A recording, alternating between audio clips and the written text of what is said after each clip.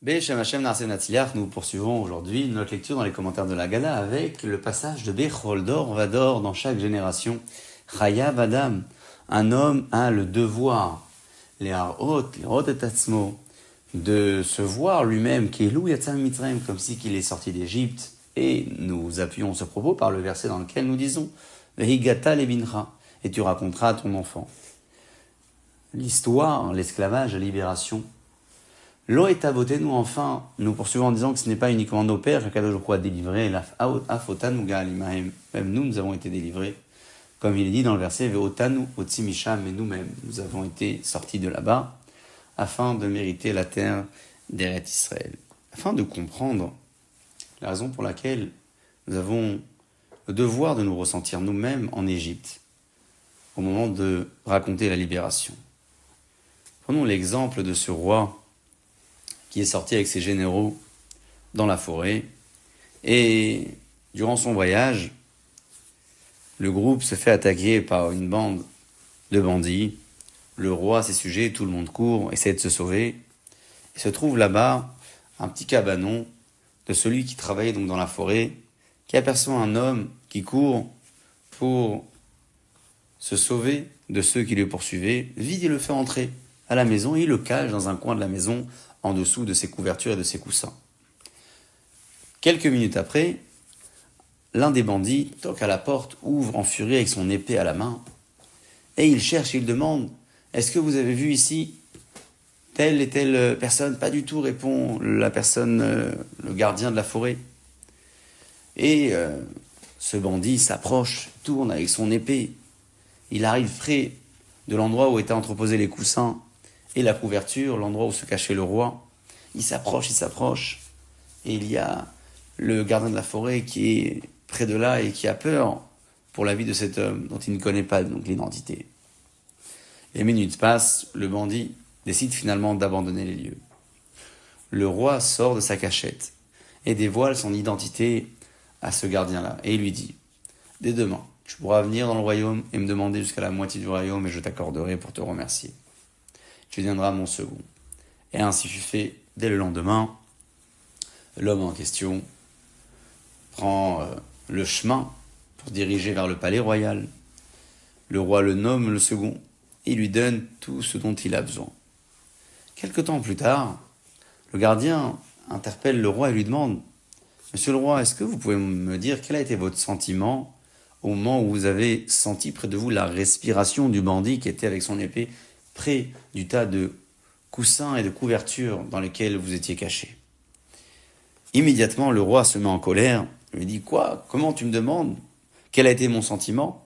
Dans ta question, il y a un mépris pour le roi. Je vais te jeter dans le puits de la prison jusqu'à ta sentence de peine de mort, puisque tu as été rebelle envers le roi. » Le gardien ne comprend pas. Il est dirigé donc par les généraux, par les militaires du roi. Et on est sur le point d'exécuter sa sentence. Tout le monde est autour de lui. Il y a les gardiens avec leur épée qui se trouvent près du condamné. Arrivé le dernier moment, le roi pousse un cri et dit à tout le monde « Stop, arrêtez-vous et libérez-le. » Il fait approcher de lui l'ancien gardien de la forêt et lui dit « Sache que je t'avais promis de t'accorder tout ce dont tu désirais jusqu'à la moitié du royaume. Je devais également te répondre à la question que tu m'as posée pour connaître mon sentiment au moment où j'étais près de la mort. Mais je ne pouvais pas te l'expliquer avec mes mots. Il n'y avait pas de mots pour le dire. Il fallait que je te fasse vivre le même scénario pour que tu le ressentes. Voilà pourquoi j'ai demandé ton exécution, même si bien évidemment je ne comptais pas le faire. Ainsi, nous aussi, nous devons, le soir du Seder de Pessah, nous dit le maître de la Haggadah, nous devons nous-mêmes ressentir comme si nous étions sur place. Parce que si nous n'avons pas ce ressenti-là, nous ne pouvons pas raconter correctement l'histoire et comprendre profondément et finement, en même temps, les miracles de toute la libération et de tout ce qu'elle comprenait également à ce moment-là.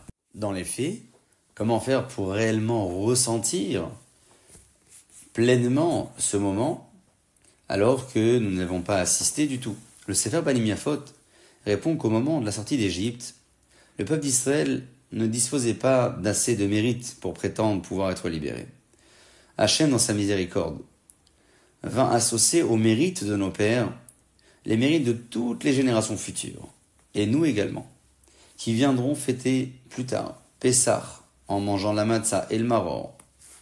C'est d'ailleurs l'une des raisons et des réponses que l'on donne aux 4 enfants, en disant, souvenez-vous un petit peu plus tôt, c'est pour cela et par cela qu'Akadosh Baruch Hu m'a fait sortir d'Égypte, en parlant de tous ces mérites cumulés par les générations à venir après la sortie d'Égypte. Lorsque nous prenons donc conscience finalement que le mérite de notre propre Seder, celui que nous réalisons le soir de Pessah, fait partie intégrante des mérites indispensables qui nous ont permis d'être libérés d'Égypte, nous pouvons alors ressentir que nous avons une participation très concrète et active, et toujours actuelle, même directe, à la sortie d'Égypte. À présent, nous levons la deuxième coupe jusqu'à la lecture du passage de Alléluia qui arrive un petit peu plus tard, ou pour d'autres, jusqu'à la fin de la bénédiction de Gaal Israël qui conclut l'étape du Maguid. Et nous lisons. Les Fichar, c'est pour cela que nous devons remercier Akadosh Baruch Hu. Et nous évoquons ici une forme de louange sous différentes notions de louange, les Hallel, les Shaber, les Faer, les Romem, etc. En retenant, bien entendu, notre obligation de nous impliquer dans cette histoire de la libération d'Égypte en ayant le ressenti de celui qui a assisté réellement. Quel est le lien entre ces deux éléments évoqués dans la Haggadah? Dans le livre Torah la Da'at, il est expliqué que il existe 2 lectures de Hallel possibles. Il y a le Hallel de lecture dans les 18 jours où nos sages ont institué une lecture, je parle notamment de la fête de Hanouka, ou peut-être même les fêtes du calendrier hébraïque qui sont d'origine de la Torah, Pessah, Shavuot, Sukkot. Mais il y a également un Hallel de louange que l'on dit lorsqu'on a été délivré d'une détresse, d'un malheur. La différence entre ces 2 formes de louange de Hallel, c'est que le Hallel de Shira, de louange, est institué et obligé uniquement pour une épreuve que la personne a traversée par elle-même, mais pas sur une délivrance vécue par d'autres. Le soir du Seder de Pessah, lorsque nous lisons le Hallel, nous allons le lire sous forme de Shira. Il ne fait pas partie des 18 jours dans lesquels nos sages ont institué une lecture du Hallel.